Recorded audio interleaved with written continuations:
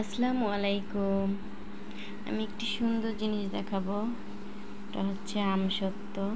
রেসিপিটা আমি দেখাতে পারিনি, তো এটা আমের, দেখুন কতটা ইয়াম্মি হয়েছে। এই যে অনেক সুন্দর হয়েছে।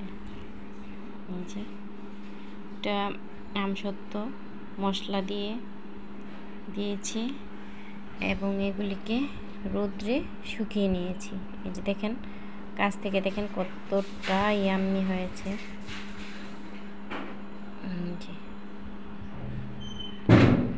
আমি অন্য একদিন রেসিপি দিয়ে দিব। এই যে দেখুন,